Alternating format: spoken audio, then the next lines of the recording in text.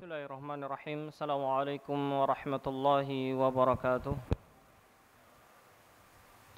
Alhamdulillah wal aqibatul husna liman ittaqallah. Asyhadu an la ilaha illallah wahdahu la syarika lah wa asyhadu anna Muhammadan abduhu wa nabiyyuhu wa rasuluhu la nabiyya wa la rasula ba'dah. Amma ba'd.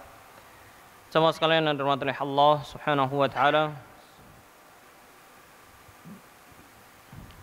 Kita sudah memasuki pada bulan Ramadan, hampir pertengahan dari bulan Ramadan. Seorang mukmin, kata Rasulullah SAW, tidak akan terjatuh pada lubang yang sama dua kali.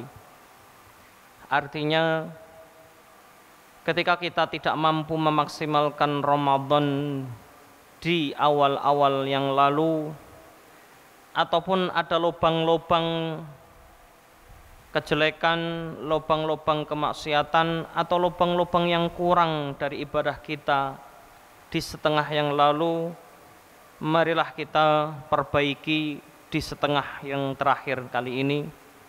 Apalagi jika setengah terakhir itu adalah bagian dari yang terpenting. Sudah memasuki 10 hari terakhir, lebih penting lagi, di mana sebagaimana Rasulullah SAW mengatakan turunnya Lailatul Qadar itu di 10 hari terakhir, dan biasanya datang pada malam-malam ganjil. Maka ketika ditanya lagi Rasulullah, kira-kira kemungkinan besar kapan ya Rasulullah? Maka Rasulullah menjawab, kemungkinan besar di tanggal 27 atau di malam 27. Artinya kalau Rasulullah SAW yang setiap malam disebutkan, karena materi kita adalah kaitan dengan adab membaca Al-Quran, Rasulullah setiap malam itu menghatamkan Al-Quran. Sebagaimana Rasulullah mengatakan, saya setiap malam bulan Ramadan, kata Rasulullah SAW, aqra'u ala Jibril Al-Quran wa yaqra'u alayya. Au kama qala, aku membacakan kepada malaikat Jibril Al-Quran, berarti sampai selesai maksudnya, bukan cuman 1 juz, enggak. 30 juz itu Rasulullah tuh hatam setiap malam, setoran atau murojaah kepada malaikat Jibril. Malaikat Jibril juga murojaah Al-Quran setiap malam kepada Rasulullah SAW. Ini Masya Allah ya, berarti saking perhatiannya terhadap Al-Quran di bulan ini, maka jelas sekali kalau temanya adalah bulan Ramadan, bulan Al-Quran. Salah satu amalan yang paling utama di bulan Ramadan adalah membaca Al-Quran. Amalan yang paling utama adalah membaca Al-Quran.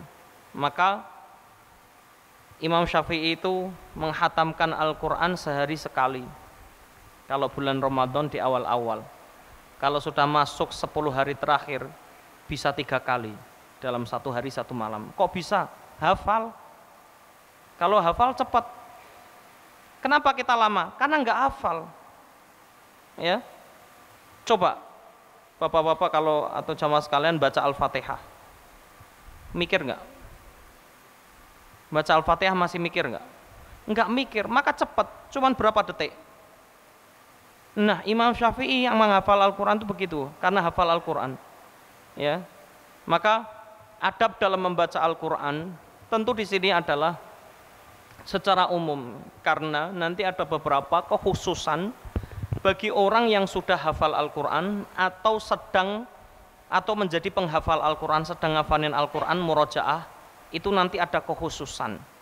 Sebagaimana seorang yang penghafal Al-Quran boleh murojaah, boleh membacanya dalam kondisi apapun selama bukan di tempat-tempat yang dilarang atau saat yang dilarang. Tempat yang dilarang itu adalah kamar mandi atau tempat-tempat yang disebutkan oleh Rasulullah SAW, tempat-tempat yang di dalamnya adalah tempat yang memang dari maksiat untuk kemaksiatan. Contohnya, mohon maaf, itu adalah rumah itu hasil dari maksiat atau rumah sitaan dan lain sebagainya, ini tidak boleh dilakukan di situ. Terutama adalah kamar mandi, tidak boleh seorang itu membaca Al-Quran di kamar mandi, menyebut nama Allah juga nggak boleh, maka tidak dibolehkan. Maka seorang penghafal Al-Quran atau ahli Quran boleh menghafalkannya, boleh memurojaah, mengulang-ulang hafalannya kapanpun, dimanapun, selain dari yang diinginkan.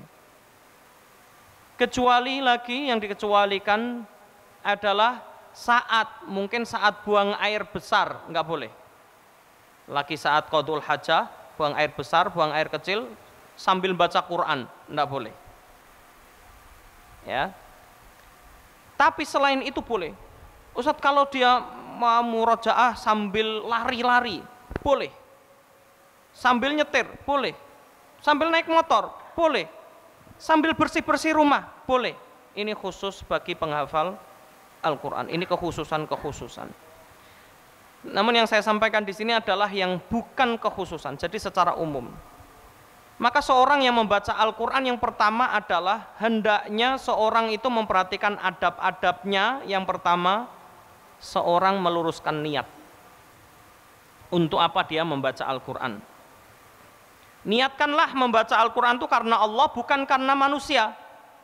Oh, karena pengen dilihat orang lain, biar terlihat rajin, apalagi bulan Ramadan, gitu ya. Kalau dulu itu saya ingat di suatu perusahaan itu punya program menghajikan karyawannya. Nah, ini dilihat dari kesehariannya. Jadi dikontrol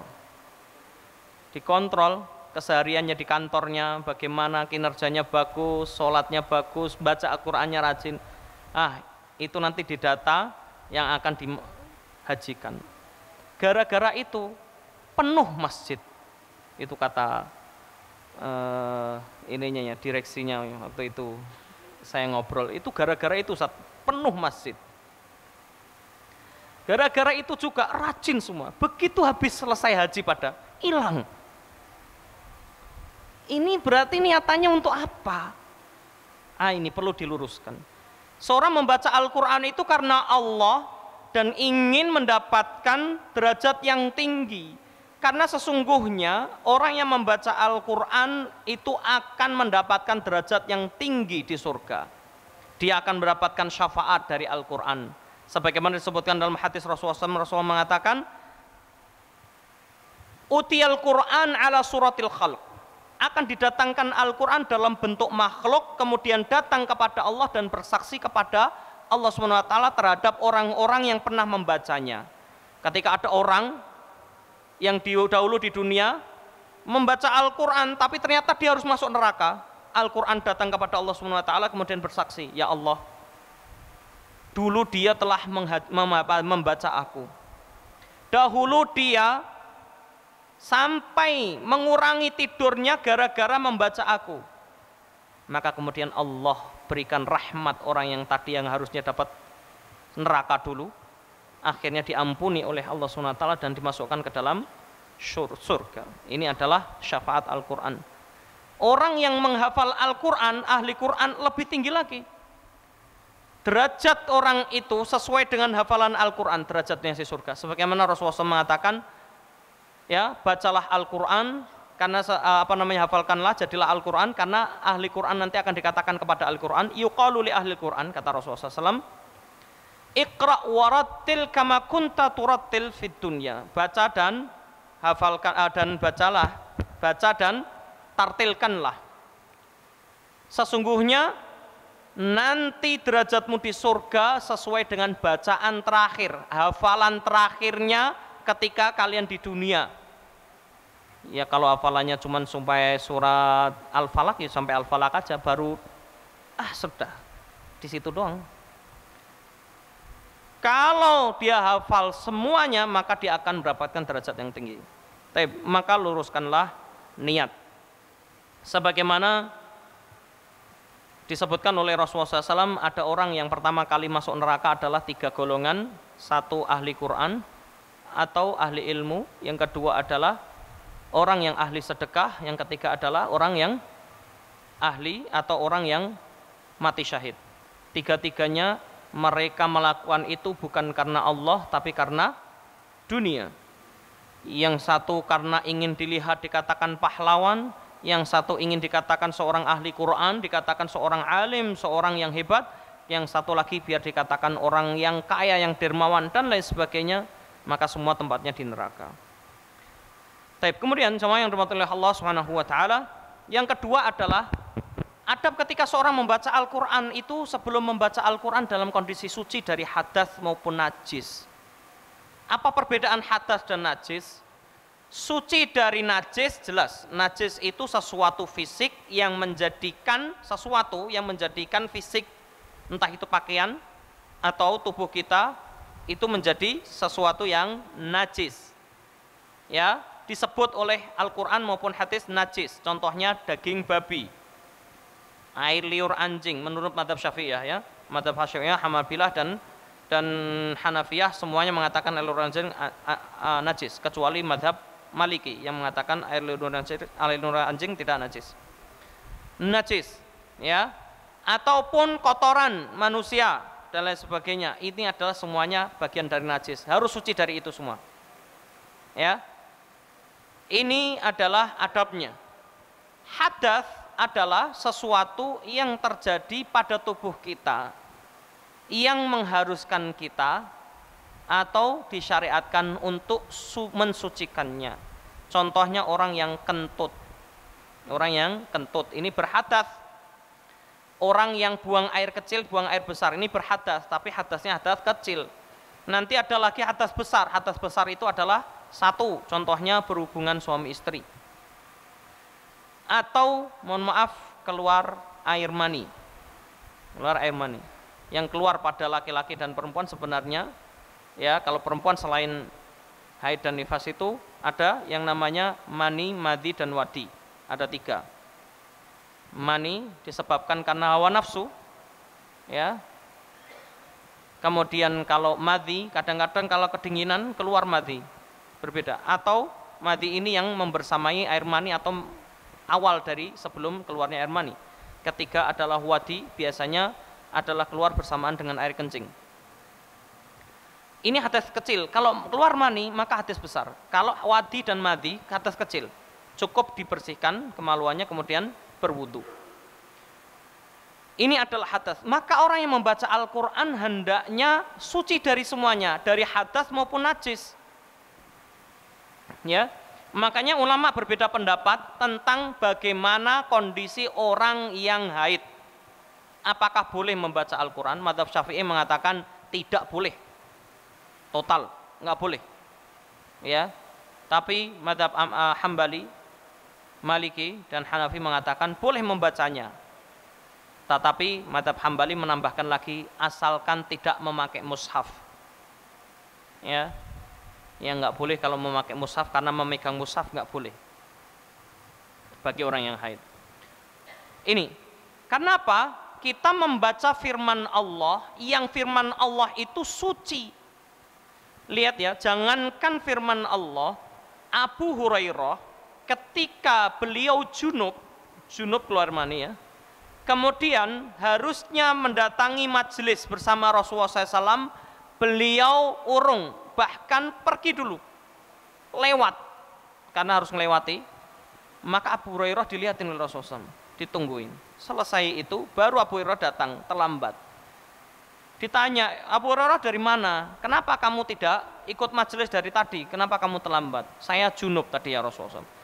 Dan saya sangat benci seandainya saya menghadap engkau dan mengucapkan salam kepadamu dalam kondisi junub. Maka aku mandi dulu baru aku datang kepadamu untuk mendengarkan ilmu, yakni sabda Rasulullah SAW. Jadi menginginkan sabda Rasulullah SAW dalam kondisi suci, mendengarkan sabda Rasulullah SAW. Begitu para sahabat, begitu juga para tabi'in.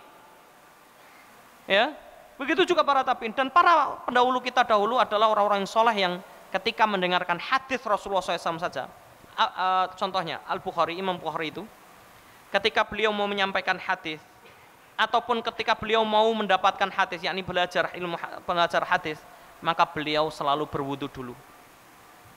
Ini adalah adabnya. Kemudian disyariatkan seorang itu sunnahnya adalah kalau suci dari hadas kecil maupun hadas besar berarti dia sudah berwudu, maka disunnahkan juga membersihkan giginya dengan siwak atau bersiwak. Atau boleh nggak gosok gigi? Boleh, ya sama aja. Tapi kalau dengan kayu siwak itu jauh lebih sunnah, ya karena Rasulullah melakukannya. Kenapa? Rasulullah SAW setiap sebelum membaca Al-Quran selalu membersihkan giginya dulu. Ini Rasulullah SAW. Makanya pantas Rasulullah SAW itu bau mulutnya itu wangi, aroma mulut beliau itu wangi sekali, ya wangi sekali. Makanya kalau ada hadis begini, tidaklah Rasulullah SAW meludah itu sampai ke tanah. Jadi Rasulullah tidak pernah meludah sampai ke tanah, itu nggak pernah. Faham nggak dengan ini? Rasulullah itu nggak pernah meludah itu sampai ke tanah, itu nggak pernah. Kenapa? Ludahnya wangi, orang berebut.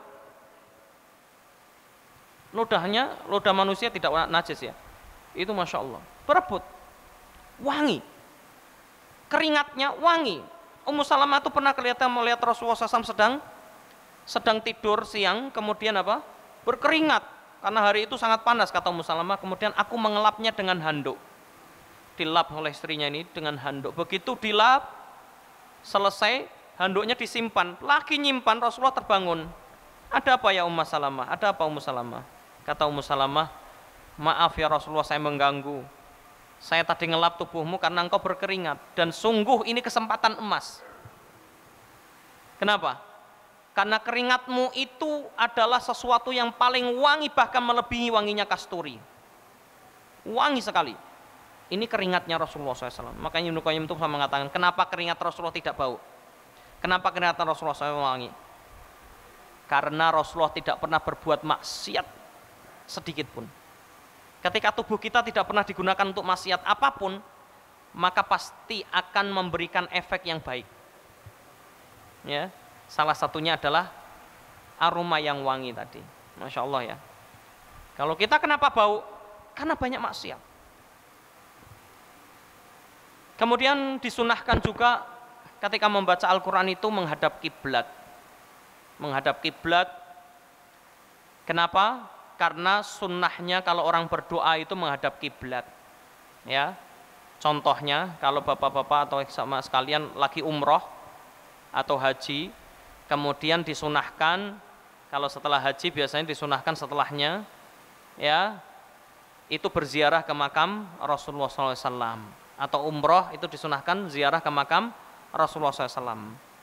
Nah, ada saat berziarah ke makam Rasulullah SAW, apa yang dilakukan kalau doa? Nggak boleh doa menghadap kuburan Rasulullah SAW, ke makam Rasulullah nggak boleh. Tapi menghadap kiblat, ya berdoa yang menghadap kiblat. Karena kalau ke makam Rasulullah SAW itu kan di Masjid Nabawi itu kan sebelah sini ya, kiri ya. Nah kiblatnya ke sana.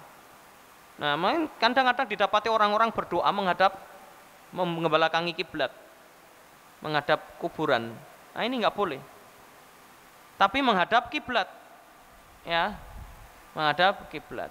Kalau kita berdoa dimanapun, boleh nggak menghadap kiblat? Boleh. Tapi sunnahnya menghadap kiblat, apalagi membaca Al-Quran.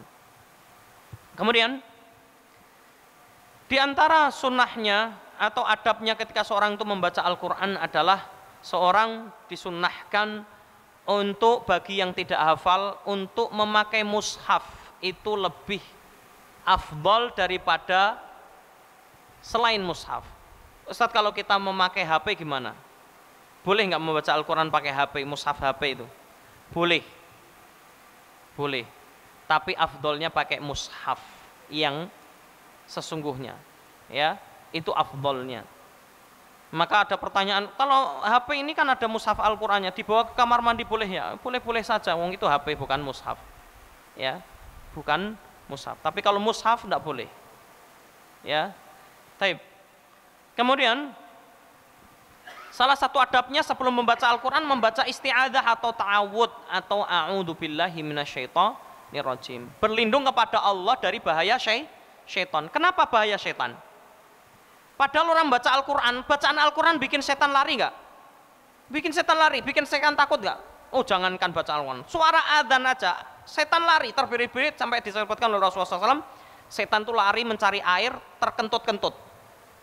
Ini beneran hadisnya. Karena takut dengan suara adzan, mereka kepanasan. Setan dari golongan jin ini maksudnya.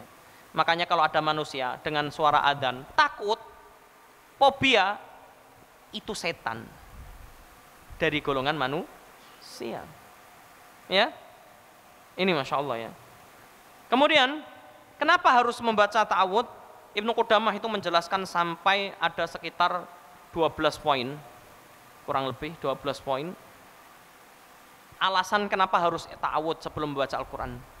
Salah satunya yang paling inti adalah orang membaca Al-Quran itu bagaikan mengambil sesuatu obat kemudian untuk diminum. Setan datang untuk meracuni. Jadi setan membisikkan-bisikan untuk meracuni. Sehingga obat, seperti apapun obat, kalau dikasih racun apa yang terjadi? Racun. Madu dicampur racun maka jadi racun. Sehingga khawatirnya ketika seorang membaca Al-Quran tidak konsen. Ada orang membaca Al-Quran tidak konsen. Makanya Rasulullah SAW mengatakan, rubba qari'il Quran, berapa banyak orang membaca Al-Quran tetapi tidak mendapatkan apa-apa, lam yasil illa, kecuali hanya sampai kerongkongannya. Artinya apa? Bacaannya cuma dapat capek doang, tapi tidak sampai ke dalam hatinya. Ini ya, tidak sampai ke dalam hatinya. Kenapa? Ya bisa jadi karena adanya setan. Makanya disunahkan untuk membaca ta'awud dulu, isti'adzah. A'udzubillahi minasyaitonirrajim. Ya gitu. Sampai saya pernah menulis tentang isti'adzah ini. Ya, berapa banyak manfaat dari orang yang beristi'adzah atau meminta perlindungan kepada Allah dari bahaya syaitan. Karena bahaya syaitan sangat berbahaya sekali. Kemudian jamaah yang Allah SWT, disunahkan ketika seorang membaca Al-Quran itu dengan khusyuk dan tidak tersibukkan dengan yang lainnya. Makanya disunahkan lebih baik itu pakai mushaf daripada pakai HP. Kalau pakai HP apa? Lagi baca Al-Quran ada WA, akhirnya apa? Terpotong. Maka salah satu adabnya lagi, tidak boleh memotong bacaan Al-Quran. Tidak boleh memotong bacaan Al-Quran sembarangan, tanpa adanya hal yang sangat darurat. Maka ketika kita baca Al-Quran, seumpama Alif Lam Mim, Dzalikal kitabu la raiba fihi hudan lil muttaqin alladzina yu'minuna bil ghaibi wa yuqim. Terus kemudian ada orang datang kemudian memotong seumpama, maka nggak boleh sembarangan. Lanjutkan terus dulu, baru sampai selesai akhir ayat, baru. Kalau itu adalah darurat ya, kalau ada yang butuh sekali, nggak boleh memotong sembarangan dan nggak boleh memotong ayat sembarangan. Makanya kenapa seorang imam itu harus orang yang ngerti tentang bacaan Al-Quran, bukan sembarangan. Kalau sekedar suara bagus, banyak yang suaranya bagus, tetapi harus ngerti. Ini ya, karena kalau motong sembarangan, tiba-tiba ngomong fa aina tadhhabun, Allahu Akbar, dia memotong ayat, maka memotong makna dari isi kandungannya. Ini bahaya. Seperti mana kalau kita ngomong ya belum selesai terpotong, maknanya akan rancu, maka nggak boleh ya ini memotong bacaan Al-Quran sembarangan, baik itu memotong ayat atau memotong dari potongan-potongan ayat, ataupun ketika seorang membaca Al-Quran nggak boleh kita memotongnya sembarangan. Maka jamaah Allah Subhanahu wa taala hendaknya juga membacanya dengan khusyuk, mentadaburinya. Salah satu adabnya adalah mentadaburinya. Jadi membacanya itu bukan sekedar membaca sekilas, tapi benar-benar membaca, memperhatikan, mentadaburi. Bagi yang ngerti maknanya jauh lebih baik kalau dia mentadaburinya, maknanya dan lain sebagainya. Kenapa? Karena orang yang mengetahui maknanya akan lebih terasa. Bayangkan kalau Allah Subhanahu wa taala berbicara tentang surga dan neraka, tapi kita nggak tahu artinya, nggak tahu bagaimana nikmatnya surga. Bapak-bapak, jamaah sekalian Allah Subhanahu wa taala, kalau kita tahu nikmatnya surga yang diceritakan di dalam Al-Qur'an saja, itu motivasinya akan semakin besar insya Allah. Coba bayangkan surga yang begitu indah, yang mata memandang, hati ini punya kerentak atau punya keinginan, sehebat apapun keinginan kita di dunia tidak akan bisa menggambarkan surga. Yang terbesit terenak, kalau saya boleh mengatakan begini, bayangkan sesuatu yang paling enak di dunia ini, maka itu belum bisa menggambarkan surga. Rasulullah pernah mengatakan, andai kata satu saja kenikmatan surga, yakni bidadari saja, kata Rasulullah SAW, salah satu nikmat surga adalah bidadari surga. Andai kata bidadari itu diturunkan ke dunia ini, saking bercahayanya bidadari itu, maka matahari akan redup. Bayangkan, kecantikan bidadari itu bikin matahari redup. Ini baru satu. Andai kata ia menyingkapkan betisnya, ini kata Rasulullah SAW, menyingkapkan betisnya disingkapkan aja. Putihnya, saking putihnya itu bagaikan seakan-akan tulang betisnya kelihatan. Saking putihnya. Tidak cukup itu, kata Rasulullah SAW, andai kata bidadari itu meludah ke lautan. Antum bayangkan ya, andai kata bidadari meludah ke lautan, gitu ya, seumpama. Lautan diludahin. Semua lautan langsung tawar. Coba. Itu baru digambarkan oleh Rasulullah SAW. Maka Rasulullah sangat tamak sekali terhadap surga. Ya, para sahabat sangat tamak sekali terhadap surga. Tapi mereka tidak pernah tamak terhadap dunia. Tapi mereka tamak terhadap surga. Dan boleh orang itu tamak terhadap surga. Makanya, semua yang dirahmati Allah Subhanahu wa taala, ini pentingnya kita mentadaburi Al-Qur'an sehingga tahu ketika Allah berbicara tentang surga, nikmat surga, ya kan? Wa ashabul yamini ma ashabul yamin fi sidrin makhdud wa talhin mandud wa dhillin mamdud. Nikmat semuanya itu akan dihidangkan pisang yang begitu indah, yang begitu nikmat. Salah satu buah di surga itu pisang, Pak. Botolhin mamdud, pisang. Ya, tapi pisangnya beda. Enggak seperti pisang di dunia. Kurma di surga tidak sama dengan kurma di dunia. Anggur di surga tidak sama dengan anggur di dunia. Makanya disebutkan khomer nanti di surga itu tidak sama dengan khamar di dunia. Khamar di dunia memabukkan, khamar di surga tidak memabukkan. Ini ya. Khamar.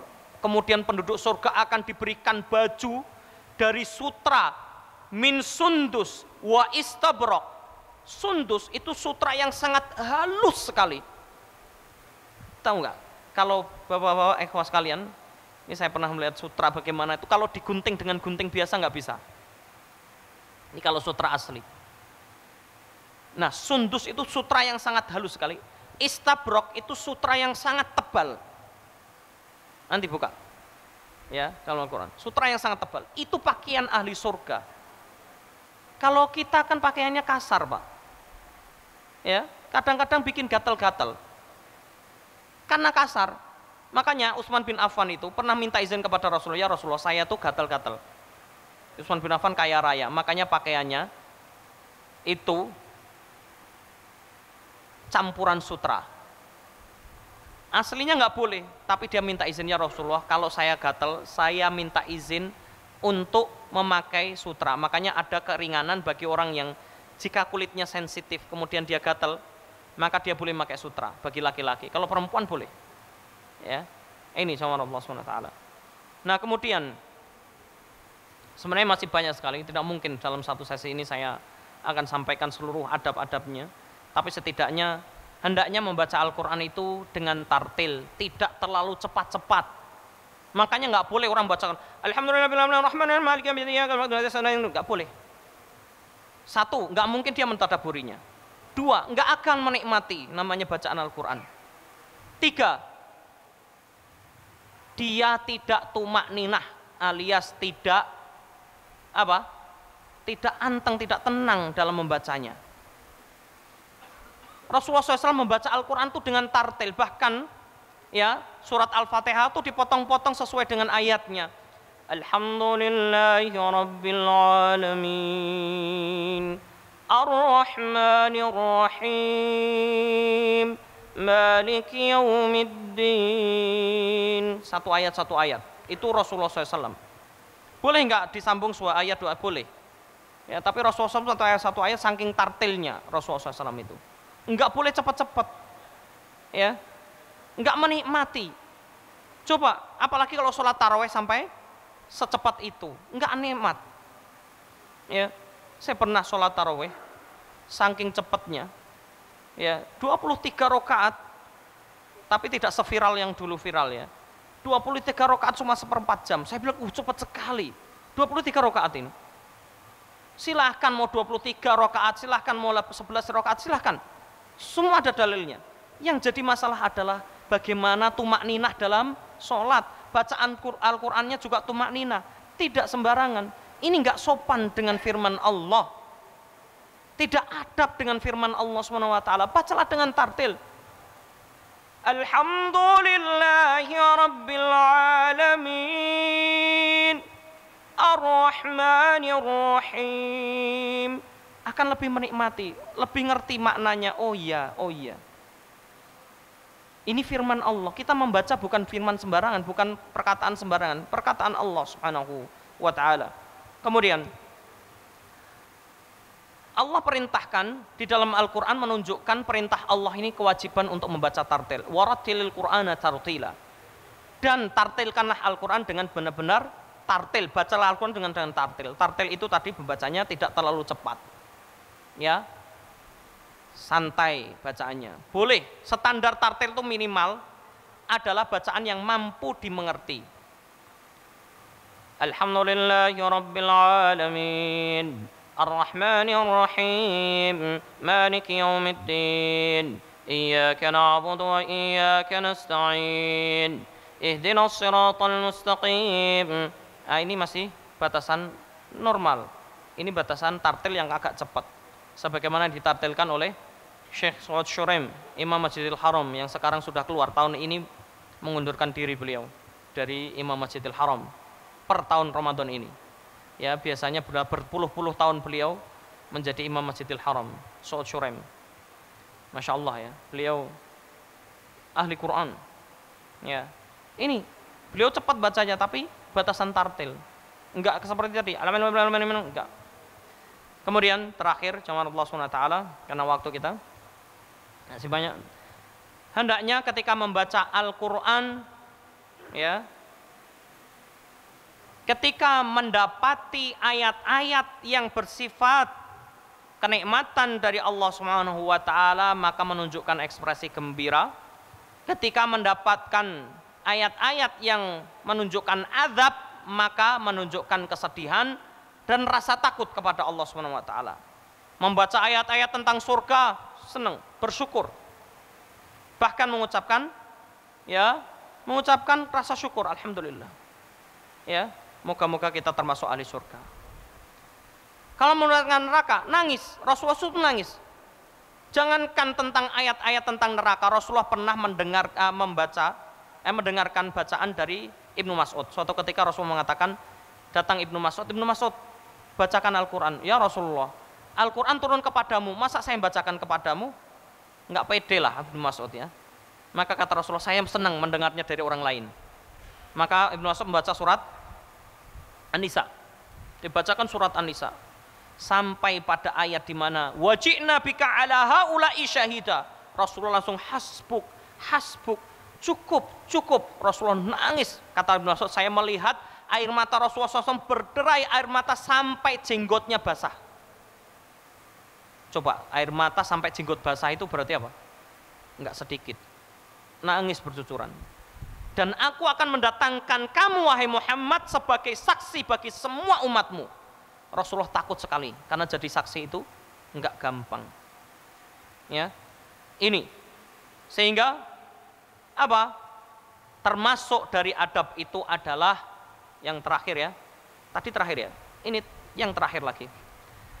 Yakni adalah hendaknya melakukan sunnahnya melakukan bacaan Al-Quran. Sunnah ya. Enggak bisa melakukan lagu apa saja. Asalkan yang dilarang adalah jika lagu itu merupakan ciri khas dari lagu-lagu tertentu yang merupakan hal yang kurang sopan jika kita memakainya. Contohnya, bapak-bapak mau membaca Al-Quran tapi pakai lagu dangdut seumpama. Sopan enggak kira-kira? Enggak sopan, maka tidak boleh. Maka pakai lagu apa saja silahkan. Kadang-kadang orang Jawa pakai lagu model dia, ya bawaan dia. Yang Sunda juga sama, yang Makassar dan lain sebagainya punya logat sendiri-sendiri. It's okay, nggak apa-apa. Baca Al-Quran boleh. Tapi melakukan dalam bacaan Al-Quran itu sunnah. Kata Rasulullah SAW, laisa minna malam yataghanna bil Quran. Bukan termasuk golongan kami yang tidak melakukan bacaan Al-Quran. Maksudnya tidak melakukan di sini tentunya lagu tidak berlebihan satu. Kemudian batasannya ya. Yang kedua, tidak menjadi ciri khas dari lagu tertentu yang menjadi hal yang kurang sopan jika kita memakainya. Maka boleh seorang melakukan apa saja. Alhamdulillahirabbil alamin. Sumpama. Ya, silakan. Enggak masalah. Apalagi kalau tahu lagu-lagu yang ada, silahkan. Mau pakai lagunya para imam-imam besar, silahkan. Alhamdulillahirabbil alamin Ar-Rahmanir Rahim. Silahkan. Mau pakai apa saja silahkan. Asalkan tadi batasannya. Maka bacaan Al-Quran itu akan indah. Coba, tidak ada, terakhir saya katakan, tidak ada bacaan yang lebih indah dari bacaan Al-Quran dibaca dengan lagu apapun. Tunjukkan kepada saya adanya bacaan atau buku yang dibaca dengan lagu apa saja bisa enak, kecuali Al-Quran. Inilah bagian dari mukjizat Al-Quran. Wallahu a'lam bishawab. Ini katanya suruh ngasih hadiah ya. Siapa saja? Ya, Ustadz, terima kasih. Silakan. Baik. Hadirin yang dimuliakan Allah Subhanahu wa taala, alhamdulillah demikian tadi tausiah dari dari guru kita Ustadz Imam Asnawi. Dari apa yang beliau sampaikan dapat kita sedikit simpulkan bahwa satu, dalam membaca Al-Qur'an itu adabnya niatkan karena Allah. Yang kedua, harus suci dari hadas dan najis. Yang ketiga, diawali dengan baca ta'awud. Yang keempat, harus khusyuk. Yang kelima, harus dibaca dengan tartil. Yang keenam, ketika mendapati ayat-ayat nikmat bergembiralah, dan ketika mendapati ayat-ayat azab maka harus sedih. Dan yang ketujuh, harus melakukan Al-Quran tersebut. Mungkin demikian istirahat tadi. Jadi mohon izin Ustadz, silakan Ustadz berikan pertanyaan ke jamaah. Bagi jamaah yang bisa menjawab nanti diberikan bingkisan. Demikian Ustadz. Ini hadiahnya Masya Allah. Ini miliknya Kristanto Wibowo ini. Baik, ini suruh ngasih pertanyaan, siapa yang bisa kasih hadiah. Harus pertanyaan ya, harus pertanyaan. Oke, kalau harus pertanyaan saya tanya. Siap Ustadz, tentang ceramah kita hari ini Ustadz. Iya, silakan. Bagi jamaah yang bisa menjawab nanti tunjuk tangan dulu, baru saya tunjuk, silahkan maju. Atau maju dulu baru dikasih jawab pertanyaan. Kalau modelnya orang Arab begitu Pak. Dulu Abdurrahman Sudais ketika datang ke Jakarta pertama kali ke kampus kami, kemudian beliau datang seraya mengatakan siapa yang bisa mau saya kasih pertanyaan silahkan maju. Jadi maju dulu baru dikasih pertanyaan. Ini berat. Saya kasih pertanyaan dulu aja. Pertanyaannya adalah,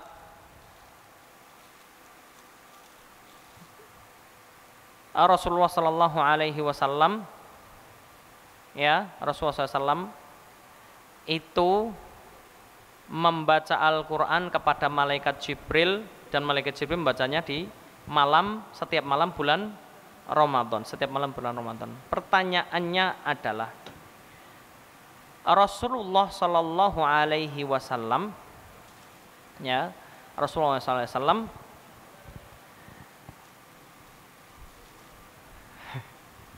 saya takut bingung saya ngasih jawaban pertanyaan. Bentar, yang gampang aja deh. Gini aja. Dari adab-adab membaca Al-Quran, sebelum membaca Al-Quran tadi, untuk membaca Al-Quran adalah salah satunya sunnahnya dengan mushaf. Pertanyaannya, bolehkah seorang yang haid memegang mushaf menurut pendapat Imam Syafi'i dan Imam Abu Hanifah? Imam Ahmad bin Hambal. Ada yang tahu? Enggak dengarkan? Oh, enggak dengarkan. Silakan tunjuk Ada? tangan. Silakan, Pak. Iya, mic-nya. Assalamualaikum warahmatullahi wabarakatuh. Waalaikumsalam Kalau warahmatullahi tadi saya dengar boleh ya? Boleh. Iya. Kalau nggak salah. Pendapat Imam Ahmad bin Hambal memegang mushaf bagi wanita haid boleh. Boleh. Luar biasa. Enggak boleh, Pak. Boleh membaca Al-Quran tapi enggak boleh memegang mushafnya, ya. Nanti dulu, Pak. Enggak boleh, ya. Boleh memegang mushaf itu Imam Malik dan Imam Hanifah. Imam Malik yang membolehkan. Baik, saya lanjutkan satu pertanyaan. Di antara adab-adab membaca Al-Quran, ada yang bisa menyebutkan satu? Nyebutkan satu aja. Silakan tunjuk tangan. Ya, jawab lagi nggak apa-apa, boleh. Bebas. Dengan tartil, Pak. Alhamdulillah, jazakumullah khairan. Moga-moga barokah. Amin. Ini satu lagi nih, Masya Allah. Ada dua dingnya? Oh iya. Masih ada dua lagi, Ustaz. Ini terakhir aja. Ini pertanyaannya adalah, Rasulullah SAW melarang untuk membaca Al-Quran atau tidak boleh membaca Al-Quran di tempat-tempat tertentu. Sebutkan satu aja. Belakang. Udah duluan dia. Assalamualaikum warahmatullahi wabarakatuh. Waalaikumsalam warahmatullahi. Di kamar mandi, di Ya. WC. Silakan. Benar. Silakan maju Maju, Pak. untuk mengambil hadiahnya. Jazakumullah khairan, barakallahu fikum.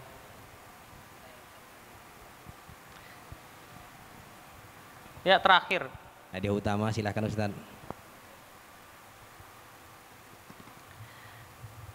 Surat apa yang dibaca oleh Ibnu Mas'ud kepada Rasulullah SAW sampai Rasul menangis?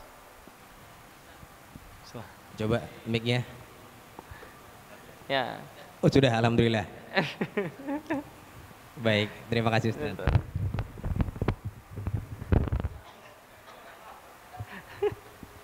Oke, itu saja tadi pertanyaan. Semoga bermanfaat dan semoga barokah hadiahnya di bulan Ramadan yang barokah. Yang ngasih hadiah juga mendapatkan keberkahan, dan semoga Allah berikan keberkahan kepada kita semuanya. Akhir ta'ala alhamdulillahirabbil alamin wa sallallahu ala Muhammad wa ala alihi wasallam ajmain. Assalamualaikum warahmatullahi wabarakatuh.